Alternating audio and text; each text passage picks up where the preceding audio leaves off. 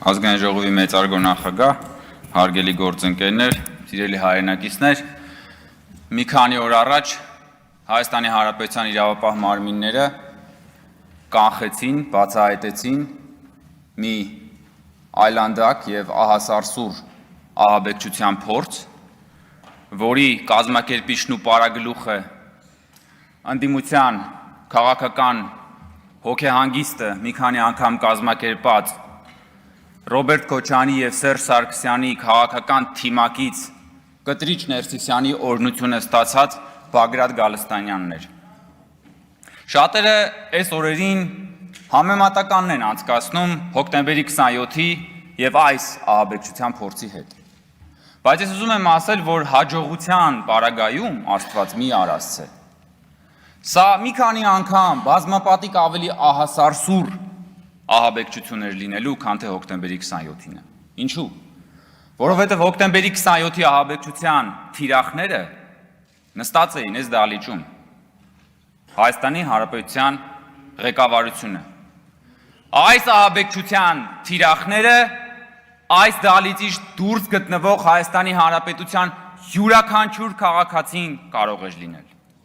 Յուրաքանչյուր քաղաքացի կարող էր դառնալ Բագրատ Գալստանյանի կողմից կազմակերպվող եւ ընդդիմության կողմից խրախուսվող ահաբեկչության թիրախը։ Այն ինչ որ Բագրատ Գալստանյանը ծրագրում էր անել Հայաստանում եւ Հայաստանի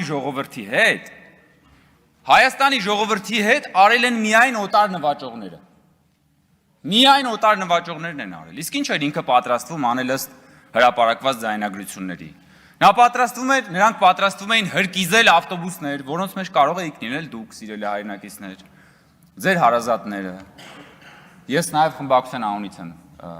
գրել, խնդրում եմ միացնել։ Նրանք պատրաստվում էին ստեղծել շղթայական ավտովթարներ, որոնց մեջ կարող էիք լինել դուք եւ ձեր հարազատները։ Նրանք պատրաստվում էին երկրում ստեղծել համատարած քաոս եւ այդ քաոսի պայմաններում պատերի տակ գյուլել մարդկանց։ Եվ դուք կամ ձեր հարազատները հանկարծ կարող էիք հայտնվել սխալ պատերի տակ, պատահաբար, եւ ձեզ էլ կարող էին գյուլել։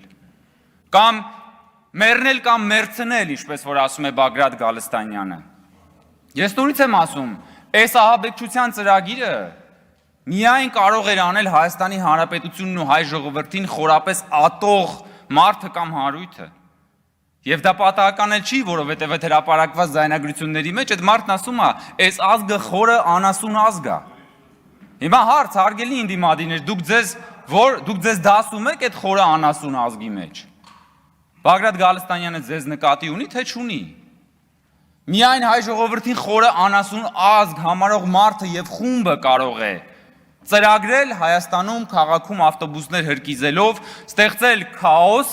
եւ այդ քաոսի վրա հասնել սեփական ճղճիմ քաղաքական նպատակներին։ Այն բանը գահերի խաղի մեջ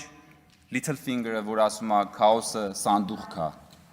որի վրայով կարելի է բարձրանալ եւ տիրանալ իշխանությանը։ Հիմա ձեզ համար քաոսը սանդուղք է, սիրելի հարգելի գործընկերներ, ու որ այսօր եկել եք այստեղ խոսում եք հեծից պետությունից, ժողովրդից, դուք ընդհանրապես տերորիզմի մեյքափն եք նստած այդտեղ Տիկին Գրիգորյան եւ դուք բոլորը տերորիզմի մեյքափն եք դուք, որտես գալիս եք այստեղ բան եք անում։ Բագրատ Գալստանյանի բեք վոկալն եք, հիմա էլ դարել եք տերորիզմի մեյքափը։ Կխոսանք հեծի մասին, կխոսանք ինչն է ժողովրդից խլվել, ինչն է ժողովրդին վերադառնում։ Բայց դուք պիտի պատասխանեք հարցերի, այդ որ ասում է մեռնել կամ մերցնել, ձեր քաղաքական թիմակիցը, ձեր հովանավորյալը, դուք դրա մեջ ինչ բաժնեմաս ունեք։ Դուք էլ եք պատրաստվում մեռնել կամ մերցնել, դուք էլ եք պատրաստվում պատերի տակ մարդկանց գյուլել, հատկապես հաշվի առնելով, որ վերջերս դաշնակցական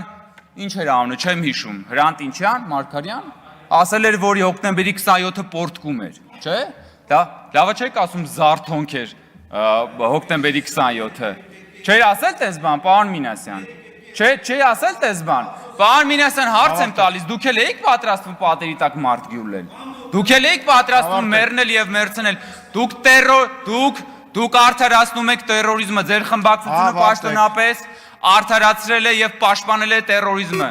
Դուք պաշտպանել եւ արդարացրել եք Հայաստանի Հանրապետության քաղաքացիներին ավտոբուսների մեջ հրկիզելու սրբապիղծ տերորիստական ակտը, որը բարեբախտաբար բացահայտվել է, Շնորհակալություն։ եւ այդ մասին դեռ առիթներ կունենանք էլի խոսել։ Շնորհակալություն։